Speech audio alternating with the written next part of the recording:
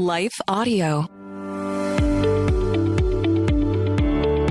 This is Empowering Homeschool Conversations. We want families to come here and gain insightful strategies that empower them to successfully teach diverse learners at home. Hosted by founder and CEO of SPED Homeschool, Peggy Ployer. Our goal is that these powerful weekly conversations will boost your confidence to cultivate the best at-home learning environment for your student. For more homeschool resources, go to spedhomeschool.com. You're listening to Empowering Homeschool Conversations with Peggy Ployer. We'll start the conversation with Peggy and her guests next. Hello, my name's Rachel Carmen, and I want to invite you to come over and listen to my podcast. It's called Real Refreshment. For years and years as a young mother, I chased after the wind, thinking that the world could offer me the refreshment I longed for. But it was only when I discovered it in the person of Jesus Christ that I really found refreshment. Come on over and join me as we dig into Bible study. I'll see you there.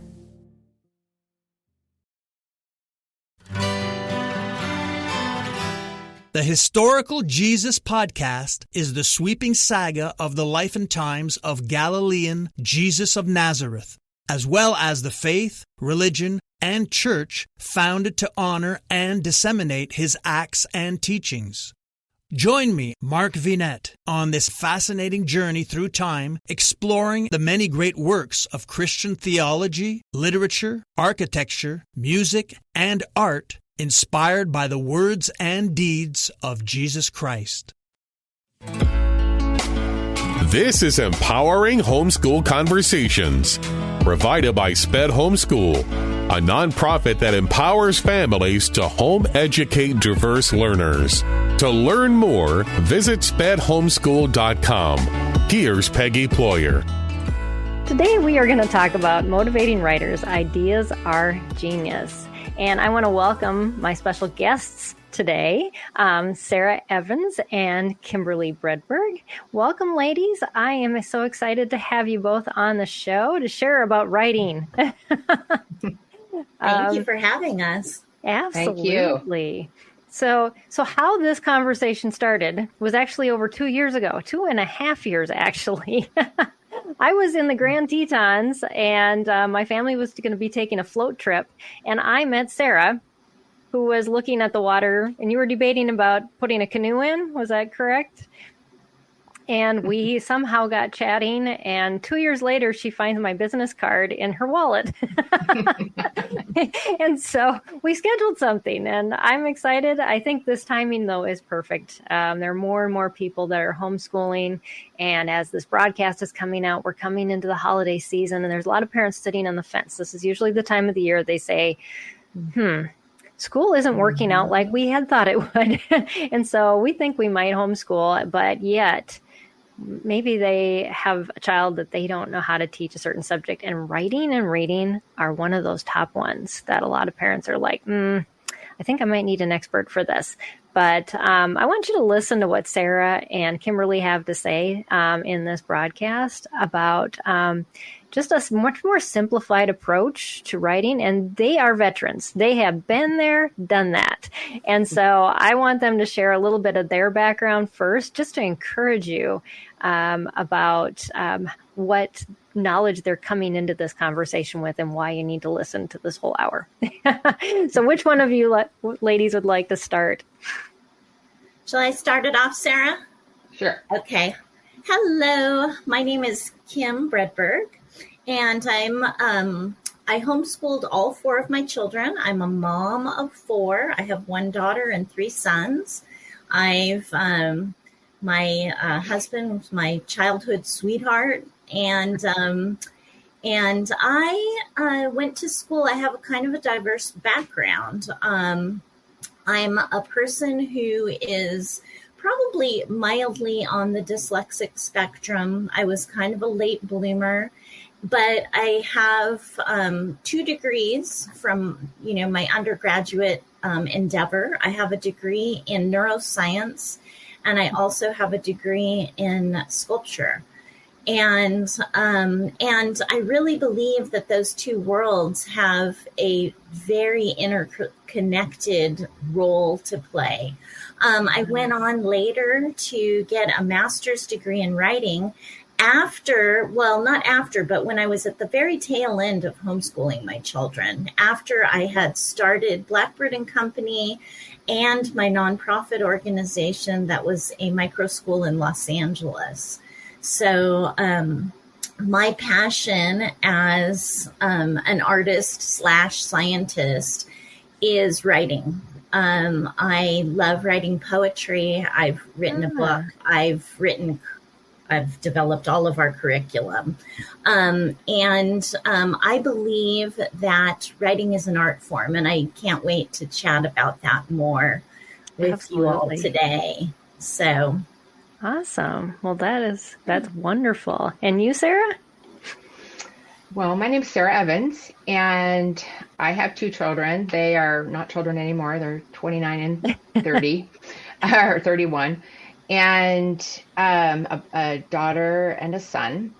And I met Kim, interestingly, at a garage sale. I had heard that she was teaching kindergarten. My daughter was turning 5, and I had always been thinking about homeschooling. We'd been kind of researching it for years. And I just love being with my daughter. I didn't want to send her away to a school. Yeah. And so Kim said, well, I'm actually thinking of starting something on my own. And I said, can I join you? And poof, our friendship started, and we had a homeschool co-op in San Luis Obispo, where I live, for a number of years. A lot of families joined us. And my educational background was I went to Cal Poly. I was a child development major. I don't have a lot of fancy degrees at all, but I have a passion to be with my kids, and a passion to learn, and I'm a lifelong, I love learning.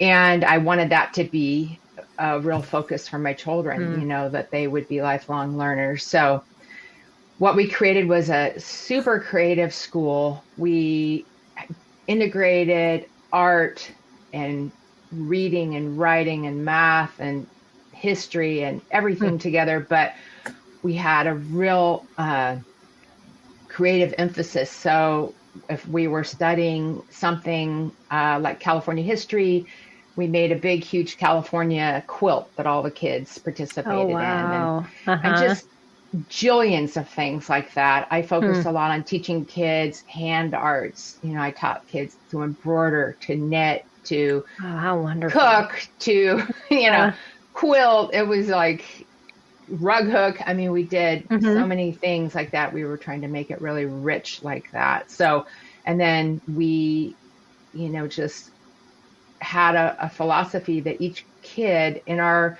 group had certain genius, and we were trying to figure out what that genius was for each child. Right. And let them, flourish in that area. And then we really had a big emphasis a lot on reading good books. And then our ideas to develop the integrating of reading and writing really was born there. And then we went on to have Blackbird Company, our curriculum company, which is language arts for K through 12. Yeah. I have to pull two nuggets out of there that, you talked about every child has a genius. I think we sometimes forget that, especially in our community, just because we focus so much on what's not happening well instead of what is happening well. And so I love that you guys take that approach. And also the fact that you met at a garage sale and developed a friendship and said, let's do this together. There's so many people out there looking for community when they homeschool. But I think we miss that there's community possibilities all around us, and we have to embrace just the people God puts in front of us. That is oftentimes the best community. And sometimes my kids would come home and they're like, I made this friend, and the mom and I ended up being better friends than the two boys. So, but it's just, are surrounded by community opportunities, and we have to definitely take those. But yeah, well, that is so awesome, and so awesome what has grown out of that Blackbird Company. We're going to be talking a bit about your curriculum as well. Can you give us just a little introduction to what you guys offer?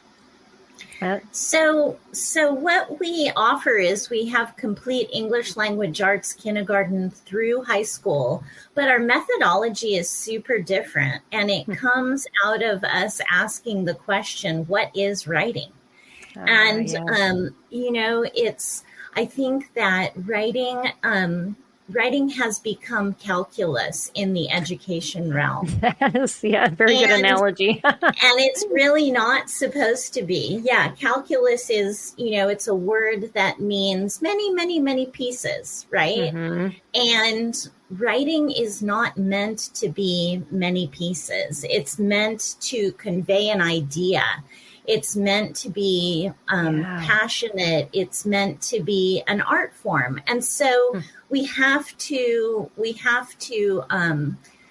approach that differently. And right. we have to not overshadow both books and writing with grammar, mechanics, and style. Right. So I always I wanted to hold up. So this is just a small piece of some of the standards that we're given as educators that kind of make us sweat when we see them, right? Which is crazy because even somebody trained is sweating versus, as parents, like I told these ladies before we came on, I didn't even know what the word phonics was when I started homeschooling. So it kind of makes me curl up in a ball and want to go, no, not doing this. And we shouldn't do that, because I will bring this in early. We have, as we've adopted in terms of how do we communicate our methodology, we've adopted a little phrase that comes from the art world. This is a phrase that was invented by or put forth by the Bauhaus artists in the 1940s. And the phrase is form follows function. And yes. I love that so much, because function is the function of a piece of writing, whether it's a word or a phrase or a sentence, an essay, a novel. The purpose is to convey an idea, right? And it's to give something to an audience. And that's the function. So grammar, style, mechanics, phonics, alphabet, everything else has to follow that idea. Right. And I think that if there's, one thing we can say about our business, it is that, we're going to make sure that students graduate high school super articulate, able to communicate their ideas, but also that they will know the process and they'll understand the form. Because the more you grow, words have specificity, and, rules, rhetoric can help us to shape our ideas beautifully.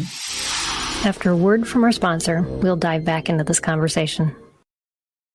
I'm Dr. Lauren DeVille, a practicing naturopathic physician in Tucson, Arizona. In my podcast, Christian Natural Health, my guests and I discuss topics ranging from nutrition, sleep, hormone balancing, and exercise to specific health concerns like hair loss, anxiety, and hypothyroidism. I'll also interweave biblical principles as they apply throughout the podcast, because true health is body, mind, and spirit.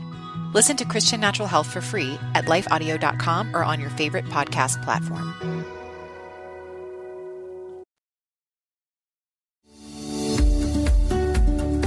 This is Empowering Homeschool Conversations, provided by Sped Homeschool. Go to spedhomeschool.com to get resources and support for teaching your unique learner at home.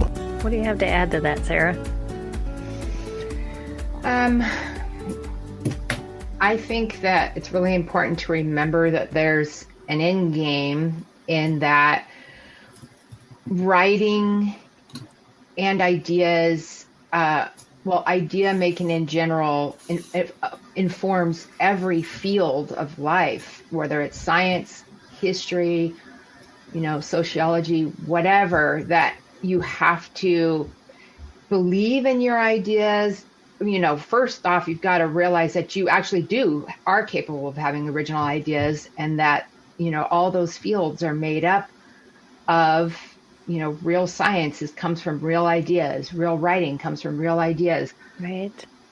And I didn't know this when I was homeschooling. I never really thought about the future of my kids. I was so focused. I mean, I thought of it, I guess, in a vague way, but right. I was so focused on getting it all done right now and doing it right. And am I going to be arrested if I do it wrong? But it was interesting to my daughter is a PA, and she went off to graduate school in Oregon and was in a super competitive environment applying for this certain school. And we understood that there would be thousands of applicants, and they took like 2% of the applicants. So that was where, and she needed to write a personal statement, and she took months to write it. And it was when I went, oh, this is why we are doing this, why we want to start with children when they're really, really young, to help them believe that they have ideas. I mean, it shows. I'm talking to families, kids are standing there, sometimes teenage kids, and, I'll just turn to them and say, do you realize that you have original ideas in your head? And sometimes they're just like, what? Like, no, but I think the traditional school system tells they don't, because they're filling them with everything that they have instead. Yes. Yeah. Such a top-down approach. But when my daughter had finished writing this personal statement, it was so beautiful because she's an artist, but she's going into a scientific field, but she chose to write about the weaving of science and art together, medicine and art together. Yeah. And it was so beautiful. But, we knew that there would be hundreds of applicants that would just say the word, I want, they will start their essay with, I want to help people. Right. And there's no way that's going to stand out. Well, it's like, oh, obviously you want to help people. You're going to that field. So it was fun to see the real life application of that. And then she got accepted. There are many parts to being accepted, but that's a big part of it. There's a big room full of doctors sitting there reading these things, and something has to stick out.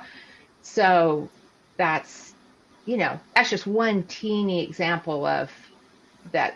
And when you get to that age, my daughter, when she was in college, she went to Loyola Marymount, and she was in the honors program.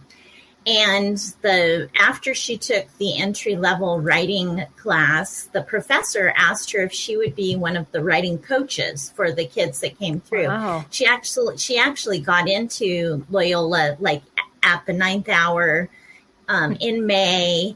We weren't even expecting to apply for a year. They said, please apply because of her writing, because they saw samples of her writing. And so the first day that she was on the job in this, teaching or coaching kids, so the professor gave a prompt, and it was a really wonderful, open-ended, interesting prompt. And she had 9 people in her charge, and all of them came in the first day in a panic. What are we supposed to say? What are we supposed to say? What are we supposed to say? Like almost just panicking. Wow. And she said, well, you could approach this through the field of science, or you could talk of this through the field of music, and then she stopped and said, what is your idea? And they all just got blank, and they got petrified. And this is, back this all the way up to the child. I just, had a conversation with a wonderful mama with a 2nd grade child who was being given assignments that were way above her skill level. So it's like you have to bring this down to the skill level, and you have to put the idea first. So you even drop the skill level a little to say, what's your idea? And that's the way that you see growth. That's the way that you see motivation. And it's a long-term process. You can't wait till the end. Yes, right. To so say, true. what is your idea? If you haven't been working that muscle all your life of what is your idea, and fostering that, it gets pretty difficult. Totally difficult. Exactly. I like to always say that, in order to answer the question, what is writing? I like to go to the great writers. And this is why we integrate, great writing with writing exercises. So I think about, I wrote down some of my favorites. I think about Madeline L'Engle. What she says about writing is you have to write a book that wants to be written. And so take that down into when you're teaching, you have to write what wants to be written, an idea. Don't write what I want you to write. Write what you want to write. And then C.S. Lewis says you can make anything by writing. That's a great motivator to a child. You can make anything by writing. A creator. Yes. Right. And that taps you into what we are. We're all created to be creators. Whatever field we are in. Absolutely. Then we always lean on Ernest Hemingway. Ernest Hemingway said, if you can write one true sentence, you can write anything. So it's like we take it down to, what are the great writers saying? And then we make this great analogy. Sara, maybe you want to share the little lesson that we always give about writing sentences. I'd love that. Sara. I'm here. About if you're going to write a sentence about something. I think you have an object, don't you? Oh, that's what you're talking about. Okay. Sorry. So let's say I have an object. Here is a ceramic leaf. And if I were to put this in front of some children and I was trying to do a writing thing, the first thing we're not going to think is, okay, I need to go hunt for an adverbial phrase. I need to hunt for, an independent clause, et cetera, et cetera. We're not going to approach it from a place of grammar, right? I'm going to ask them to describe this object. What do you see? I'm going to ask them, what do you see? And then compose sentences about what they see.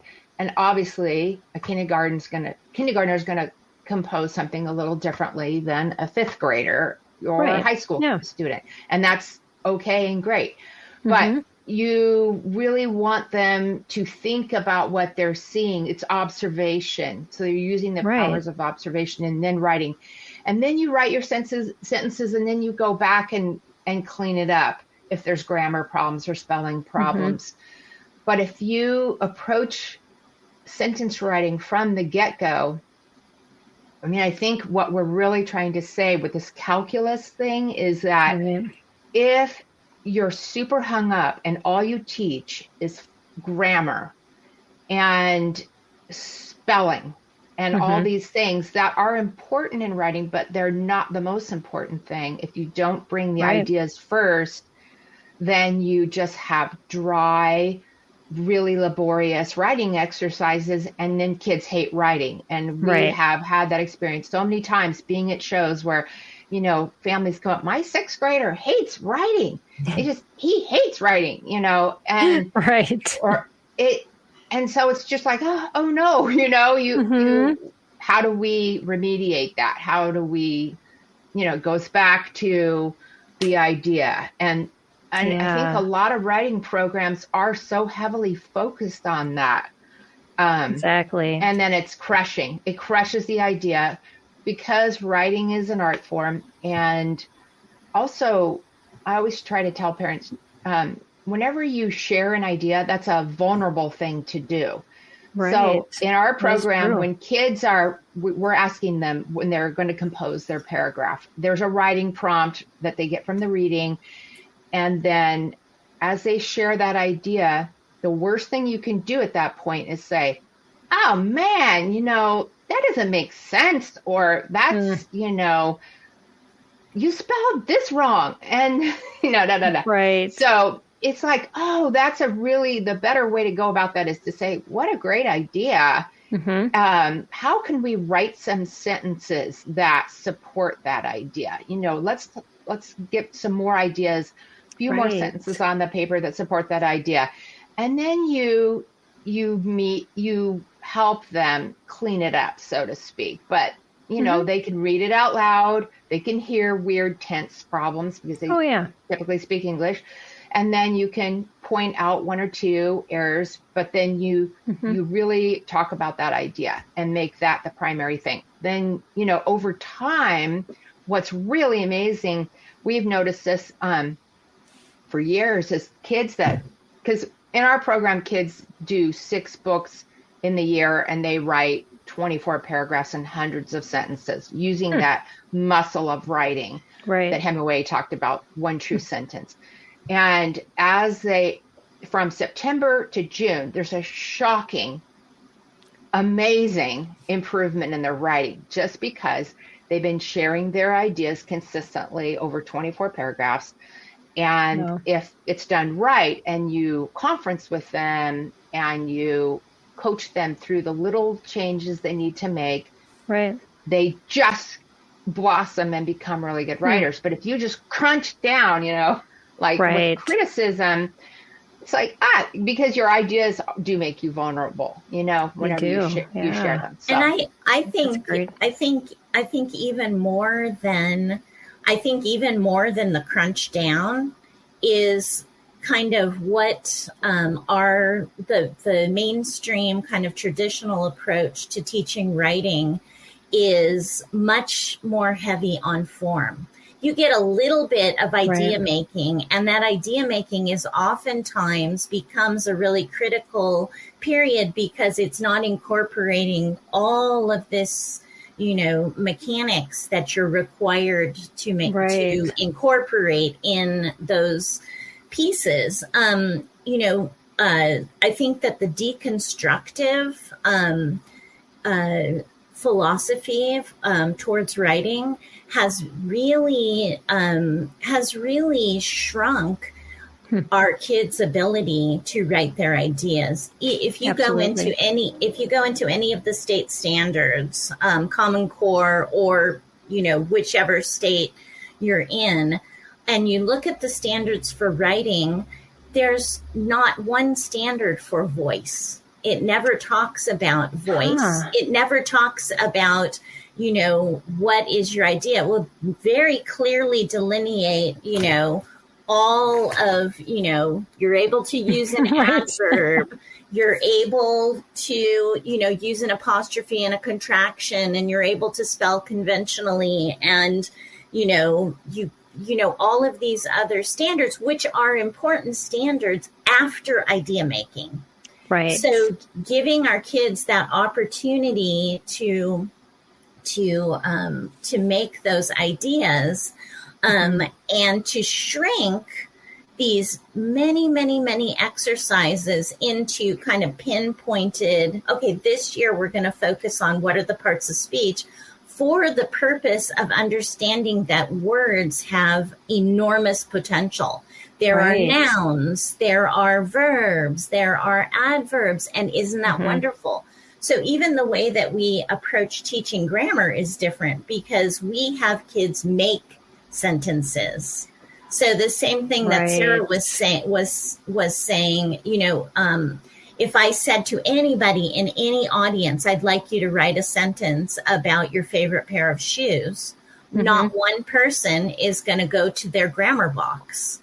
Nobody. No, right. But you will afterwards. So it's basically we're flipping. We're trying to do this. Well, the natural way that you would write something if you were asked to express yourself versus to just correct yourself. Yeah, totally.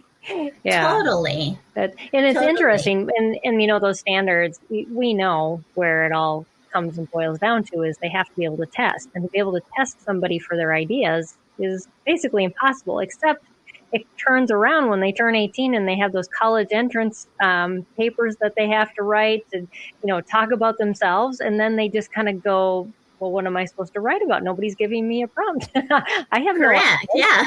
I don't have an idea. What's an idea? Even worse. Right. What's an idea? Right, exactly. Well, and to make somebody feel insecure about their ideas. I mean, that was, even, when I was in graduate school, for my master's degree in writing, all of the professors who were, all over the country, from, the big schools, they would come to our workshops and they would say, what we really want is we want you to be able to know the rules and then break the rules. That's another really important part of art making. Yeah, you can't break the rules without knowing the rules. But they said, one of the rules I remember being pounded on me during high school is you may not ever write using the word I. You may not write an essay using the word I. Well, guess what? When I was in graduate school, they said, please use the personal pronoun. Please use I. That's what narrative writing is all about. Exactly. And so that's, opened things up. But it's interesting, this kind of Suzuki method of teaching writing, cookie cutter, do 3 of these and 4 of these and 5 of these. Mm-hmm. And, then you'll have this wonderful stylistic piece. Well, no, here's something that sounds, I have a really good, one of my friends is a visual artist, and she just got a write-up in an E magazine. And she sent me her piece that was being written by someone else and asked me to offer some edits. And I did. And then she texted me a little while later and said one of her friends ran it through an AI program. And what was so funny about this, we were laughing because it was super affected sounding, and it was just like the AI went to the thesaurus and changed all of the adjectives and adverbs, and it sounded super pretentious. Wow. And so that's not what we want to teach our children. That's what this kind of cookie cutter teaching, take a word and go to the thesaurus. No. You have to choose just the right word. And to do that, you have to gain this love for words. And we have Operation Lexicon. We offer vocabulary exercises weekly to get kids to really love words, right? Absolutely. Yes, I found that just, exposing my kids to good literature helped with that a lot. Those stories feed more stories. That's just the way it is. And it's like you go to an art museum, you see art and you want to create art. It's just you would get inspired. And if we're not inspired, we're not going to do anything. And so, yes. Can I read you guys something? Yes. I want to read some of my favorite art. And this is a little clip from Charlotte's Web. And to me, this is just what it's all about. It was the best place to be, thought Wilbur, this warm, delicious cellar with the garrulous geese, the changing seasons, the heat of the sun, the passage of swallows, the nearness of rats, the sameness of sheep, the love of spiders, the smell of manure, and the glory of everything. I just wanted to chime that in because what's so neat about all these different authors we read is their voice. Absolutely. You can recognize Madeleine L'Engle's voice. You can recognize E.B. White's voice. And so we want kids to develop their voice too. And that's the problem with the prescripted writing is that I once had someone bring me a couple of essays, 3 actually, that their different kids had written, but they had written them according to a program, that they were following. And they said, well, what do you notice? And I said, well, before I say anything, what do you notice? And they said, they all sound the same. I go, exactly. Yeah. three different kids, but these things sound exactly the same. And that's kind of what we're antithetical to that. Right. So since we're in the mode of reading, I'd love to read some actual student writing from. Absolutely. So these are level 3. These are people these are middle school students who used our program for a while. So every week we give a prompt. So this one is describe a time when a new season began in your life, a time you would label as important and the start of something new. So 2 different students, and you'll hear just this vastly different voice. Have you ever been the new student? I for sure have. I went to a middle school that I didn't like at all. It was a public school and it had around 800 kids. It was very large and it was very uncomfortable. I also had a bad friend group, which made me upset all of the time. In mid-October, I decided that I would try out this private school that I had tried out in the middle of the 5th grade. So I went there for a trial day and ended up really liking it. To make things even better, I already knew some people. So I had to make a big decision in a week. I had to decide what school I was going to attend. On one side, the public school had many activities that I had been looking forward to. Still, I decided to go to the private school. 1 week later, I was in attendance. Like I said before, I knew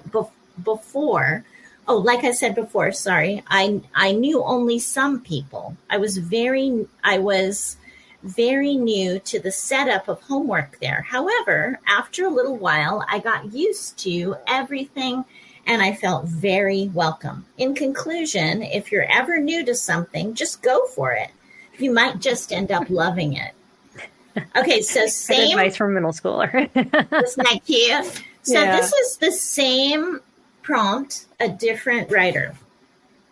43 match point, I say to my friend JJ, who waits for Steve. The ball goes in the bar. I end up winning a tough rally.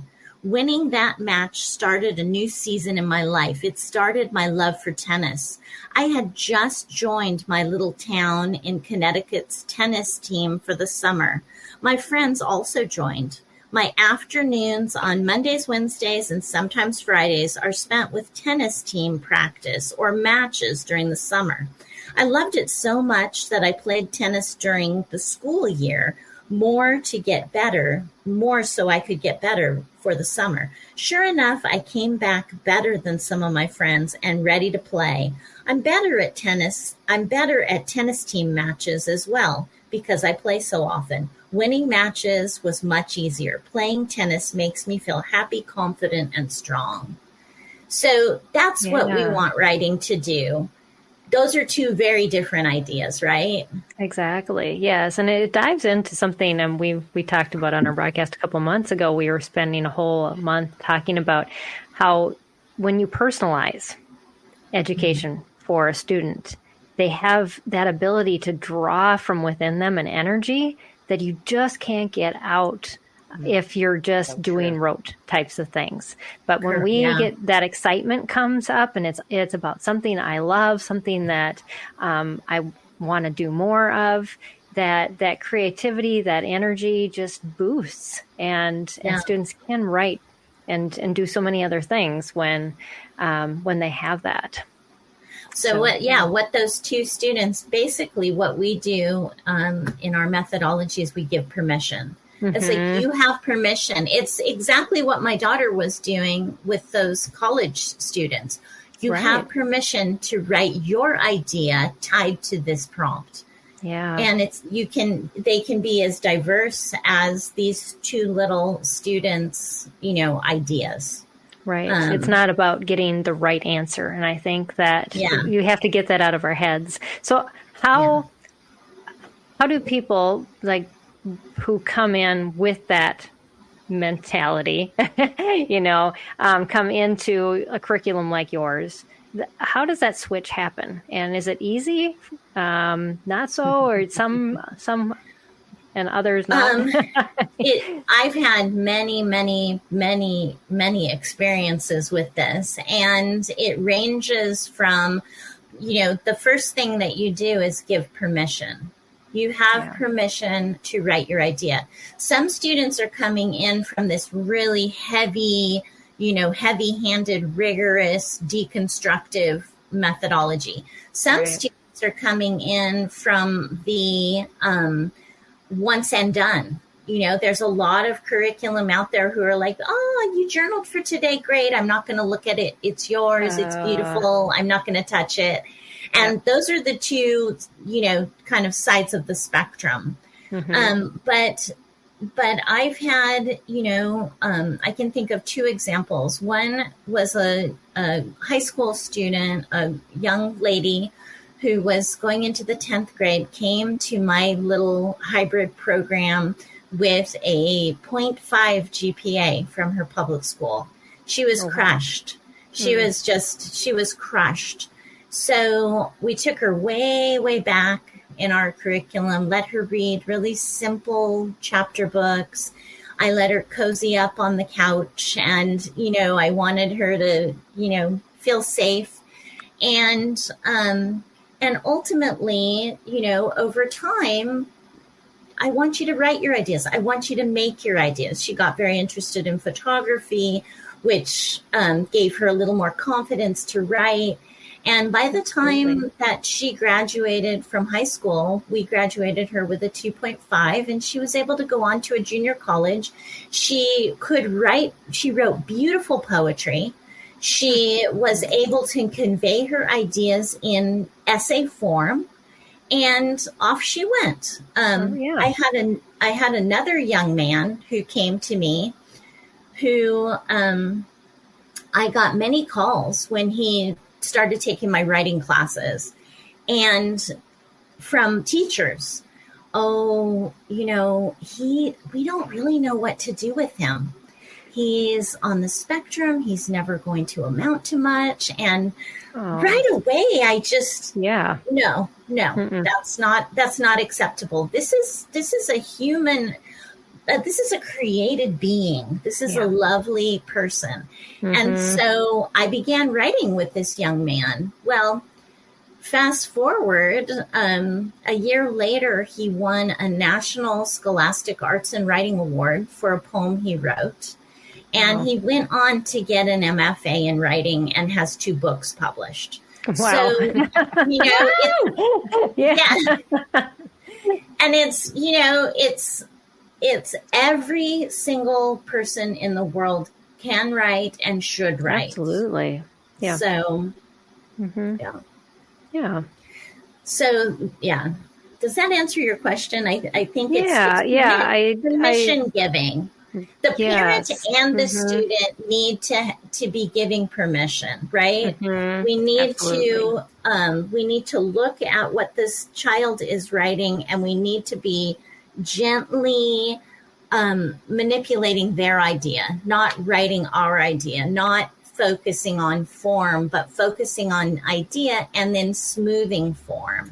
And I think it takes a couple of our core units for the rhythm to start, but there's never been any problem with that. Yeah, I was going to ask, the motivation, especially for students who come out of a situation like that are just so down on themselves, or, they've been told so many times, you can't write. And that process of moving them out of that. And it's just continually being given that permission. I know when I first started homeschooling, I remember the first time I watched a video of one curriculum, and the one I ended up choosing was, you can pick and choose what you want because you're unique, and you're going to teach your kids different than somebody else, but we've made this curriculum, to come alongside. And I was like, that is so freeing. I love that. Instead of, somebody just telling you, you've got to do this, this, and this. And if you don't do all the little steps, it's just not going to turn out right. And you go into a state of panic instead of embracing that freedom and really enjoying yourself. And that's really what you two have been talking about, is that the giving of that freedom over and over again. And I think that what we've done is we've created a scaffolding for that to happen. So we know what has to, we know the goal ultimately is for the child to graduate high school, and this young person should be able to think and read and write well. And that takes all 13 years. Right. And so what we've done is we've given this scaffolding to write, gain skills, write, gain more skills, write. So it's writing over time, lifting the pencil and doing the heavy work of idea making over time. Because I have a friend who was a colleague, worked with me and said, if we give our children all the right art materials, the most expensive paint, the most expensive canvas, they'll be able to make a masterpiece. And that's not true either. That's right. Exactly. I said, no, they will make mud. That will end up in a big muddy mess on the canvas. Right. So we need to be taught too. There's two sides to that coin. Yeah. Yeah. And so this is where we like to support parents, because when you're homeschooling, you're the teacher. And so we've put all of the instructions you need inside the student guide. We have helps material. We're developing videos, because becoming a writing coach is just as scary as being a writer. Right? Yes, absolutely. So true. Yeah. Sara, did you have something to add to that? I know you were going to say something earlier. Yeah, I was thinking of giving a practical, Kim, I was thinking it would be cool if you talked about how you had your kids doing poetry and sitting at the table, and just some of the ideas that you used to spark, I don't know what to write, yes. Some of those cool things to get. I just love that story about the tea. Yeah. So this is a story we wanted to share, and it's, I have a whole, yes. I love these books. I have a massive collection of poetry books, but a long, long time ago, I had a group of little kids in my living room around the table, and it was a beautiful fall day, and the light was streaming in from the shutters. And I said, okay, we're going to read a sonnet. We're going to read Composed Upon Westminster Bridge, September 3rd, 1802 by William Wordsworth. And they weren't intimidated. I was a little intimidated, right? But not really. So I started reading. Earth has not anything to show more fair. Dull would he be of soul who could pass by a sight so touching in its majesty. The city now doth like a garment wear the beauty of the morning, silent, bare. Ships, towers, domes, theaters, and temples lie open unto the fields and to the sky, all bright and glittering in the smokeless air. Never did sun more beautifully steep in his first splendor, valley, rock, or hill. Never saw I, never felt a calm so deep. The river glideth at his own sweet will. Dear God, the very houses seem asleep, and all that mighty heart is lying still. And so I was reading, I was all passionate. I looked around and the kids are like, huh? and they're really, they're there. But somebody said, what does steep mean? And I thought, so I ran to the kitchen. I made a cup of tea and in a glass teacup so they could see. And I said, this is steep. This is steep. Oh, yes. Look at it. And then I said, look at the window. Do you see that this room is steeping in sunlight? Yeah. And they'll never forget that word. Oh, no. That's exactly how we, right? And then, and then we just did, 3 more things. I said, let's look at this little sonnet and let's see how many sentences there are. There are complete sentences. There are 3. And they're beautiful. They're long, they're short, they're medium, right? And we talked a little bit about the rhyme, but then we dug into personification. And, never did sun more be beautifully steep in his first splendor. He was steeping in the beauty of the environment. So we talked. And then I didn't ask these elementary and middle schoolers to now compose a sonnet. No. But I said, we're going to create a poem in a really fun way. What I want you to do is I want you to write a sentence. I want you to be in this environment and I want you to love and enjoy. And I want you to write a sentence and I want you to use the word steep in that sentence. And I want you to try to personify something. And I gave a silly example, I wish the chair would wiggle its way over to me so that I could sit in her comfortable lap, on her comfortable lap. So, I'm just playful with the language. And William Wordsworth gave me the lesson. He gave me the lesson. Absolutely. Yeah. And so once they wrote their sentence, I said, now here's a slash line. Slash it into 3 pieces and rewrite it and you have a poem. So that's called a line break poem. And it's great because it teaches you to write beautiful prose, but to turn that prose into a poem. So that's really cool. You can take any poem and do that. Yeah. That's and so simple. I know that's definitely something our parents can take away, and it gives a good example of how you approach this reading from that ideas point versus the more mechanical traditional approach. We had one parent submit a question beforehand that I'd love to get to before we wrap up. Shantice asked, what approach should you use to help students with speech disorders not to write in short phrases, often how they speak? Our speech pathologist is out of resources as well. Okay. So, Sara, read the first sentence of the E.B. White that you read. It was the best place to be, thought Wilbur, this warm, delicious cellar with the garrulous geese, the changing seasons, the heat of the sun, the passage of swallows, the nearness of rats, sameness of sheep, the love of spiders, the smell of manure, and the glory of everything. It's a whole bunch of pieces put together. Yes. Yeah. And so my suggestion is to make some long phrase cards.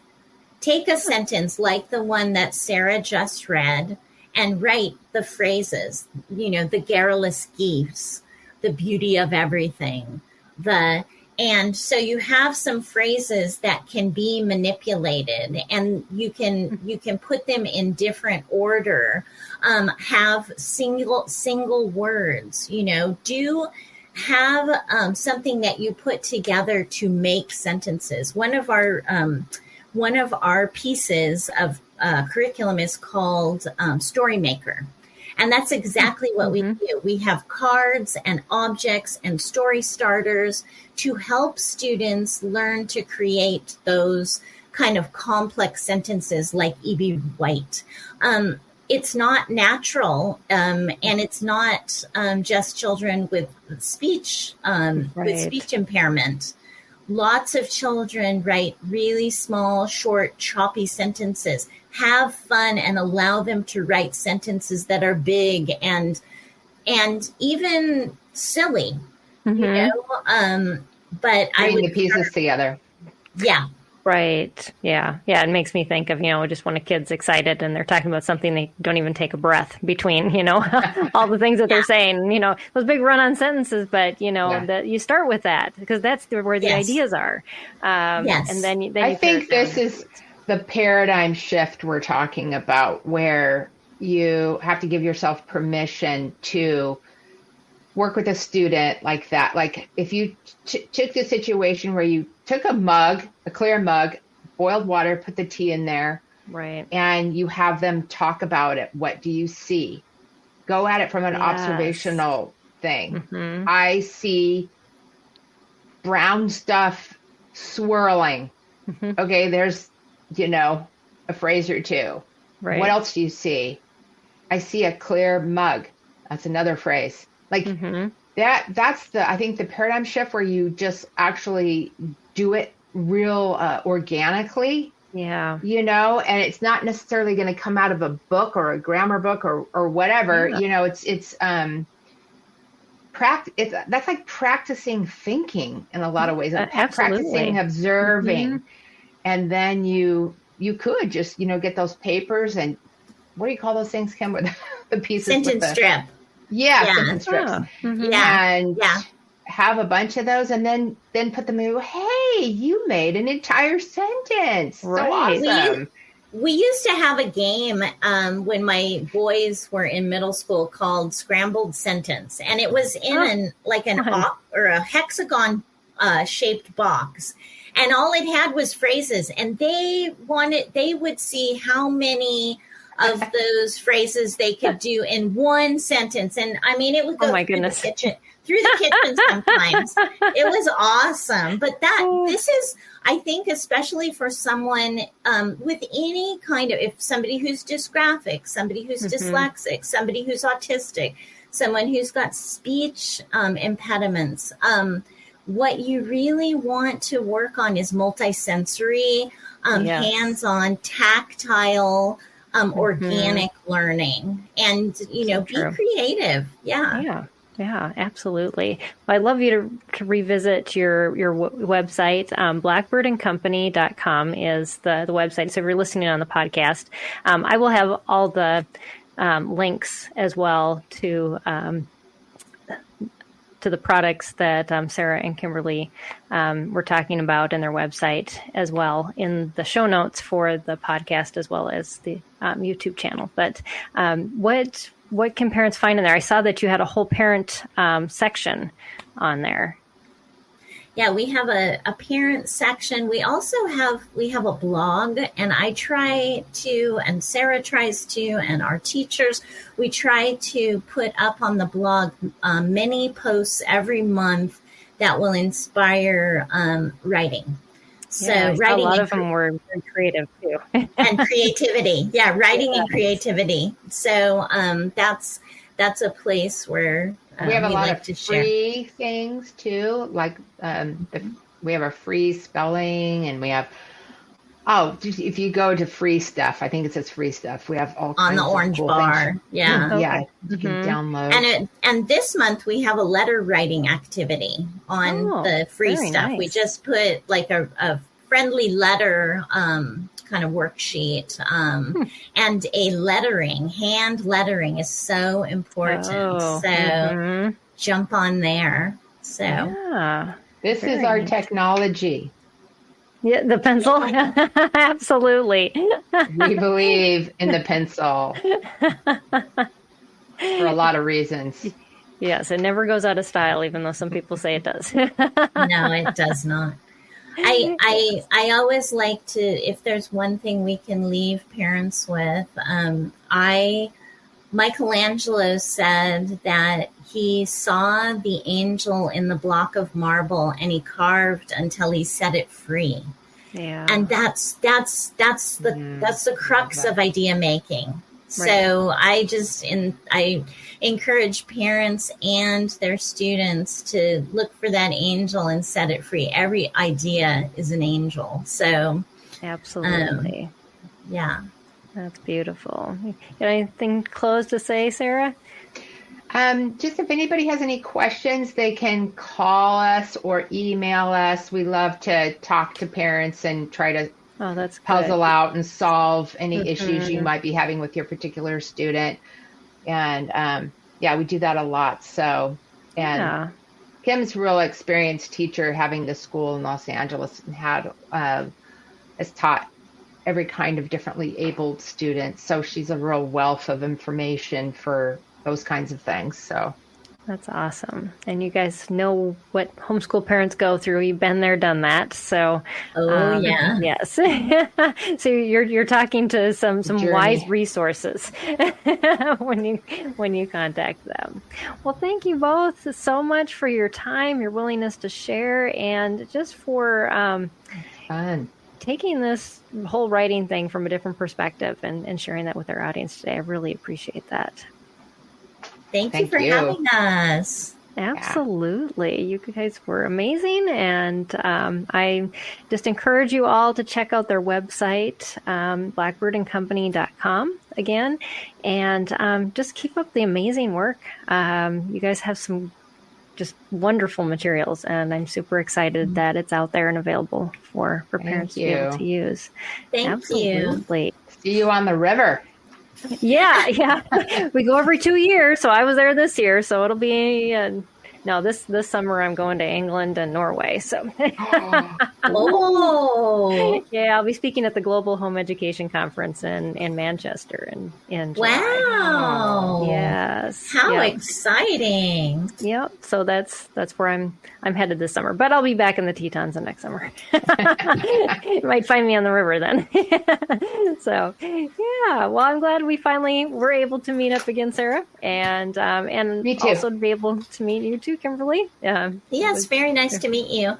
Absolutely. And thank you all for joining us for this episode of Empowering Homeschool Conversations. Next week, we're going to be talking about how to create harmonious spiritual and homeschool rhythms. And so I know this holiday seasons are coming up, and this is a really good conversation to have because I think chaos tends to ensue, and we don't want that to happen in your home or your homeschooling. So we're going to try to tackle that one next week. So join us back here, same time, same place. And until then, take care, everybody. God bless. And thank you again, ladies. Thank you. Enjoyed having you on. Thank you. Yeah. Bye. Bye. I want to take just a second to thank the team at Life Audio for their partnership with us on this podcast.